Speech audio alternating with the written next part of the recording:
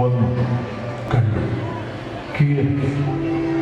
ഇവിടെ നമ്മൾ തോമസ് ലീഗയെ കുറിച്ച് ചിന്തിക്കുമ്പോൾ ഇതൊന്ന് മാറ്റിയെടുത്തു. കണ്ടു, വന്നു, കീഴടക്കി. ഉത്തിതനായ യേശുവിനെ കണ്ട് വിശ്വസിച്ച് യേശുവിന് വേണ്ടി മനുഷ്യരെ പിടിക്കാൻ ഭാരതഭൂമിയിൽ വന്ന് അനേകരുടെ മനസ്സിനെ കീഴടക്കിയ തോമസ് ലീഗ. ഈ ധന്യ നിമിഷങ്ങളിൽ തോമസ് ലീഗയുടെ ധൈര്യം നമുക്ക് നെഞ്ചിലെത്താം. വിശ്വാസ ജീവിതത്തിൽ യേശുവിന് വേണ്ടി മരിക്കാൻ നമുക്ക് തയ്യാറെടുക്കാം. എല്ലാ ഇംഗ്ലീഷ് മീഡിയം സ്കൂളിലെ കൊച്ചുമിടുക്കികൾ അവതരിപ്പിക്കുന്ന ദൃശ്യാവിഷ്കാരം കണ്ടു, വന്നു, കീഴടക്കി.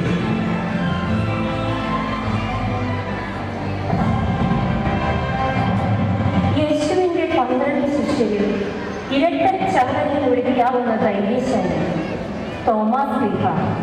അന്ന് കുരിശുമരണത്തിന് മുമ്പ് ലാസർ മരിച്ചു എന്നറിഞ്ഞിട്ടും അവിടേക്ക് പോകാൻ തയ്യാറായ ഗുരുവിനെ കല്ലറിയാൻ അന്വേഷിക്കുന്ന യഹൂദർക്ക് വിട്ടുകൊടുക്കാതെ എന്തും നേരിടാൻ ധൈര്യം കാണിച്ച തോമസ്. നമുക്കും അവനോടൊപ്പം പോയി മരിക്കാം.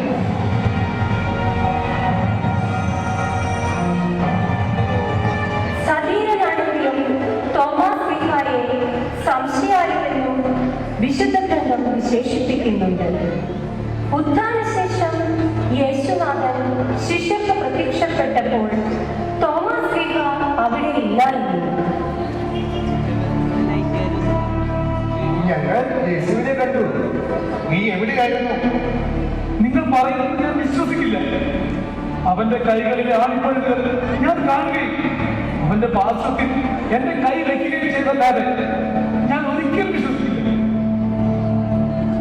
8 ദിവസങ്ങൾക്ക് ശേഷം യേശു ശിഷ്യന്മാരുടെ മുന്നിൽ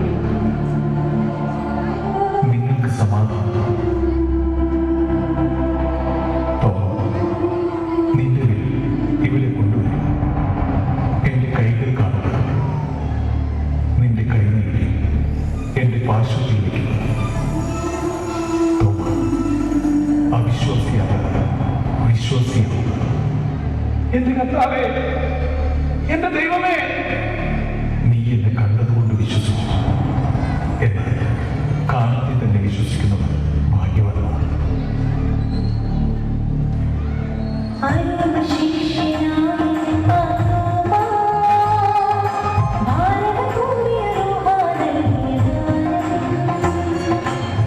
സ്വർഗാരോഹണത്തിന് മുമ്പ് യേശു ശിഷ്യഗണത്തിന് നൽകിയ പ്രേക്ഷിത ദൗത്യം.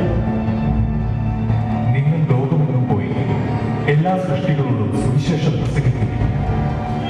വിശ്വസിച്ച് സ്നാനം സ്വീകരിച്ചവർ രക്ഷപ്പെടും, വിശ്വസിക്കാത്തവർ ശിക്ഷിക്കപ്പെടും. കർത്താവായ ഈശോ തമ്പുരാൻ കൽപ്പിച്ചവരെ ഭയം കൽപ്പിച്ച ദൗത്യം ശിരസ വഹിക്കുന്നതിൽ തോമസ് ലീഗ ഒട്ടും മടി കാണിച്ചില്ല. കാറും കോളം നിറഞ്ഞ സാഗരത്തിലൂടെ ആഞ്ഞടിക്കുന്ന തിരമാലകളെ കീറിമുറിച്ച് അതം ഒരു പായ്ക്കപ്പൽ ലോകത്തിന്റെ അതിർത്തികളിലേക്ക്.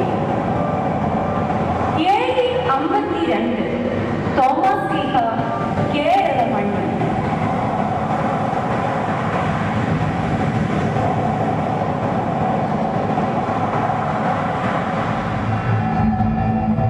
മഹാനായ പ്രേക്ഷിത വര്യൻ തോമസ് ലീഗയുടെ പാദസ്പർശത്താൽ പുളകിതമായ പാലനം. തോമസ് ലീഗ തന്റെ ഗുരുവിനെ മറ്റുള്ളവർക്ക് മുമ്പിൽ വരച്ചു കാട്ടി. പ്രഘോഷണങ്ങൾക്കിടയിൽ പാലയുവിലെ തളിയെ പുലർത്തി.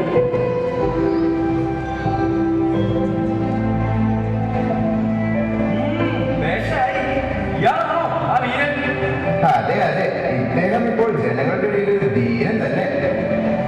രോഗങ്ങൾ മാറുന്നു, സങ്കടങ്ങൾ പമ്പ കടക്കുന്നു, പാവങ്ങളൊക്കെ ഇപ്പോൾ യാത്ര പറയുക. അസംബന്ധം പറയാതെ ഇയാൾ കൊണ്ടുവരുന്ന ആ കർത്താവിന് നമ്മളുടെ പരദേവതയേക്കാൾ ശക്തിയോ? ചിരിക്കാതെ തരമില്ല. കേട്ടോ, ഞങ്ങളുടെ ദൈവങ്ങളെ വെല്ലുവിളിക്കാൻ തനിക്കാവോ? നിങ്ങളത് ആഗ്രഹിക്കുന്നെങ്കിൽ ഒരു മിനിറ്റ് നോക്കാം. പക്ഷേ ഒരു കാര്യം, എന്റെ നാഥനും കർത്താവുമായ ഈശോ തമ്പുരാനാണ് ശക്തി എന്ന് തെളിഞ്ഞാൽ നിങ്ങൾ എന്ത് ചെയ്യും? ഇതെന്ത് ചോദ്യം? തോൽവി നിങ്ങൾക്ക് തന്നെ, സംശയിക്കണ്ട. ശിവ ശിവ. എടോ, കേട്ടില്ലേ? തന്റെ കർത്താവ് തോൽക്കുകയാണെങ്കിൽ താൻ ഞങ്ങളുടെ ദൈവത്തിൽ വിശ്വസിക്കണം. എന്താ, സമ്മതമാണോ? സമ്മതം. എന്റെ കർത്താവ് കൂടെയുള്ളപ്പോൾ ഞാൻ എന്തിനു ഭയപ്പെടണം?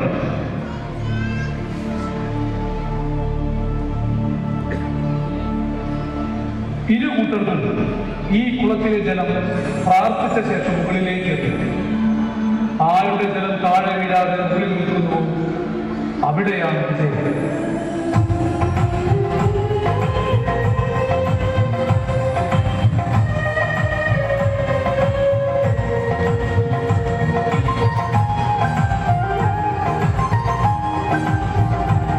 പ്രതികൂല സാഹചര്യങ്ങളെ അനുകൂലമാക്കി തോമസ് ശ്ലീഹ കേരളത്തിലെ ക്രൈസ്തവ സഭയ്ക്ക് ആക്കം കൂട്ടി.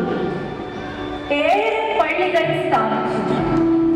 കൊടുങ്ങല്ലൂർ, പാലയൂർ, കോക്കമംഗലം, കൊട്ടക്കാവ്, നിരണം, കൊല്ലം, നിലയ്ക്കൽ, തിരുവിതാംകൂർ ക്രിസ്തുവിന് വേണ്ടി ക്രിസ്ത്യാനികളെ വാർത്തെടുത്തു.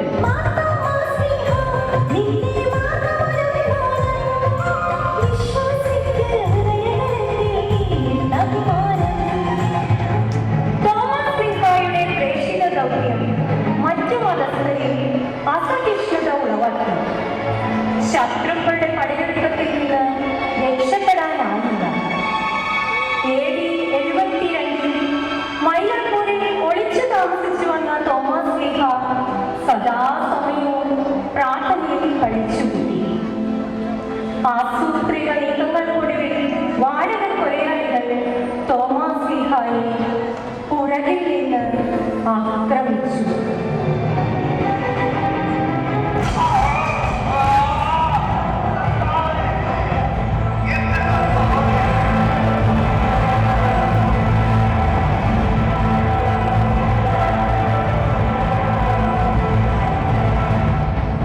കടലുകൾ താണ്ടി, ഭൂമിയുടെ അതിരുകൾ താണ്ടി ഭാരതഭൂമിയിലെത്തിയ തോമസ് ശ്ലീഹായുടെ രക്തസാക്ഷിത്വം ഭാരതസഭയ്ക്ക് കൂടുതൽ ക്രിസ്ത്യാനികളെ നൽകി.